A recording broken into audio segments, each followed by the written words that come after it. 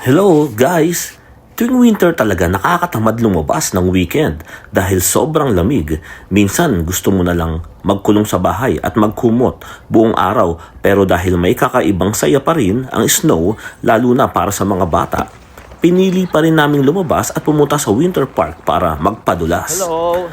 Ang mga bata parang laging first time. Kahit ilang beses na silang gumulong sa snow, pareho pa rin ang sigawan, tawanan at excitement. Doon mo nakikita kung gaano kasimple ang kaligayahan. Ang ganda pa, may mga nag-sponsor ng mga salbabida na libreng gamitin ng lahat. Walang pinipili, bata, matanda, baguhan man o sanay na sa lamig.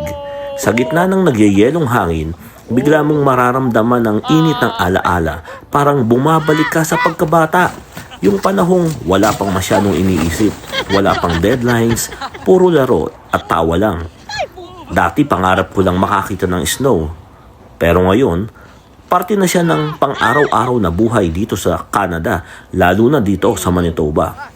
Oo, darating ang punto na mapapagod ka rin. Minsan magsasawa ka. Pero sa mga sandaling mapapaalala ka kung gaano ka kaswerte. Hindi lang dahil sa snow, kundi dahil may mga alaala kang binuo kasama ang mga mahal mo sa buhay.